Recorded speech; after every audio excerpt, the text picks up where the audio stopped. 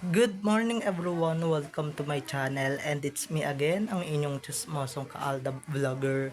So gusto ko munang magpasalamat sa inyong lahat sa mga walang sawang tumatangkilik, nanonood, sumusuporta at sumusubaybay ng mga content ko dito sa aking YouTube channel. So eto wag inyong babaktawan o lalaktawan tong ating content for today's video. I'm sure na hindi ninyo pagsisisihan na pinanood nyo to mula umpisa hanggang hulihan. And syempre, wag kayo mag-i-skip ng segment sa buuin nyo to start to finish.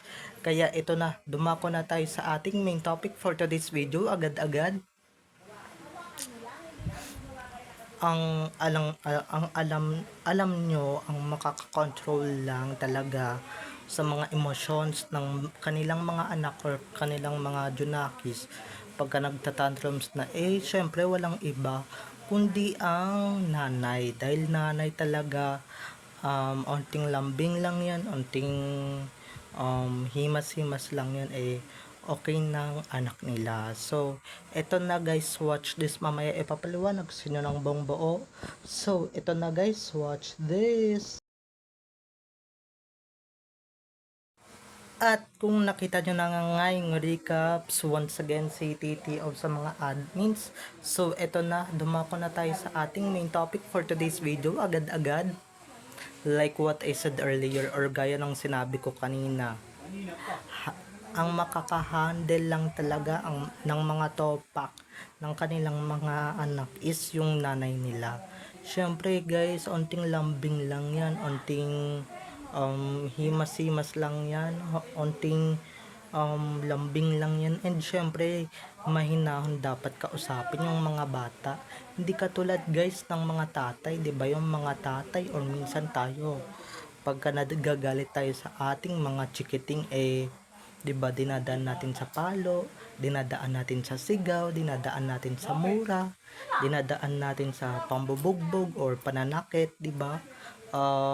Pero eto lang ang sasabihin ko, kung meron na talagang kung meron na talagang mas nagmamahal sa anak, although yung mga tatay din naman mahal yung kanilang mga anak, so hindi talaga nila maipakita yung way na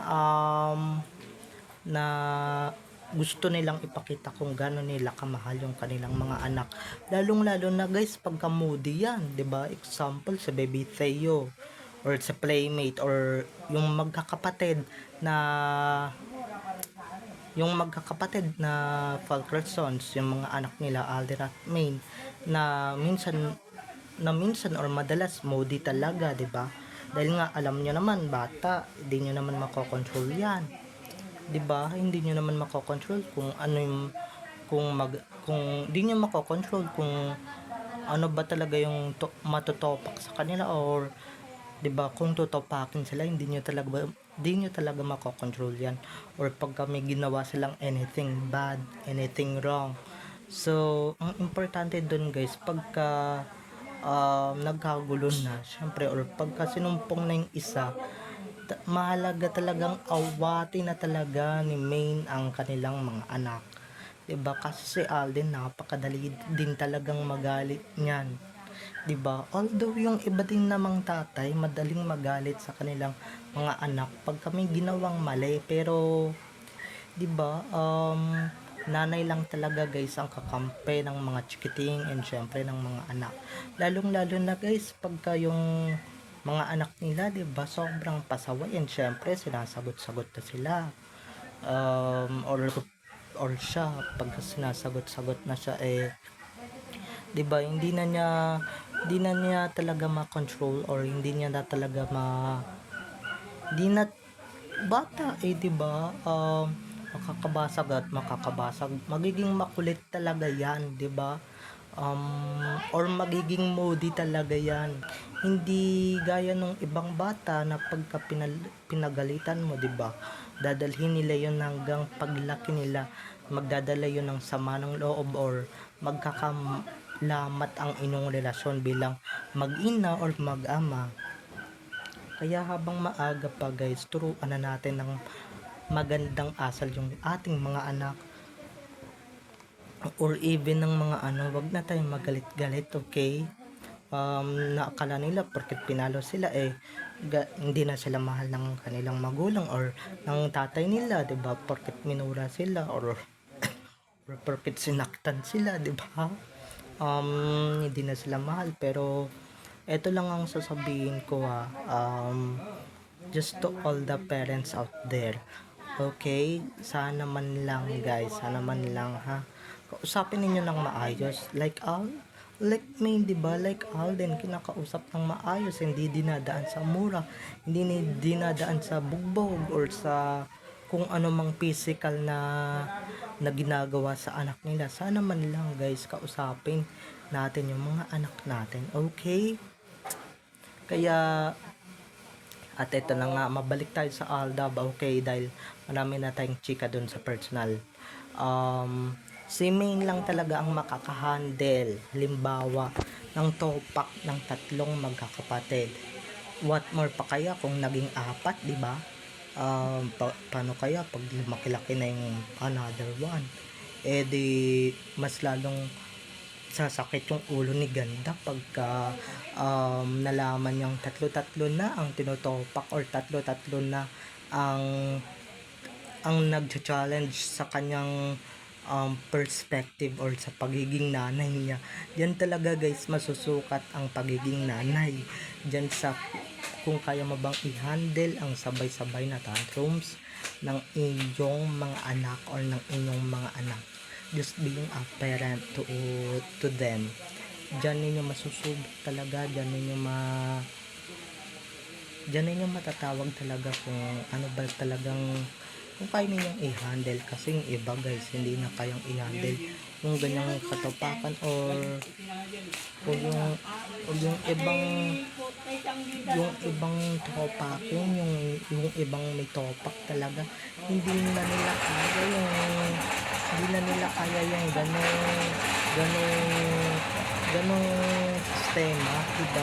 Hindi na nila kaya yung ganong calibration. Pero pagka pinag-usapan talaga yung Alden at Main, talagang kaya nilang i-handle yun, kaya nilang i-handle yung ganong situations, kaya nilang i-handle yung mga ganong katupakan, basta kakausapin lang talaga ng dalawa kung ano man yung magiging mali o kung ano man ang naging mali ng mag-asawa o kung ano man ang naging mali ng mga anak nila, diba? Hindi yung konting kibot, konting diba? Nakapalo agad, nakamura agad, diba? Pero mahalaga talaga guys na usapin ninyo ng bonggang-bongga ang inyong mga anak, okay? Huwag yung dadaanin ninyo sa mga ganong paraan o sa mga ganong sistema, sa mga ganong pamamaraan, kasi nga pasensya na kung may ingay lang dito, pero eto na pero mali din namin talaga yung mga tanong, diba? Hindi yung pag-handle ng mabuti guys, diba? Hindi pag-handle yun ng mga ganong sitwasyon, ng mga ganong things na maraming mo, diba? Sasaktan mo o pagka ng bullying, hindi mo nakapasapin agad-agad ng todo-todo, ng bonggang-bongga, diba? Paano nila malalaman yung mga lessons nila kung mali naman yung itinuturo nila, diba? Kausapin ninyo ng mga hinahon, kausapin ninyo ng relax lang, diba? Yung hindi kailangan magalit, yung hindi kailangan magmura, yung hindi kailangan umabot sa punto na yung kanina ko pang sinasabi, kanina ko pang sinabi na umabot sa bugbogan, sa sakitan, diba?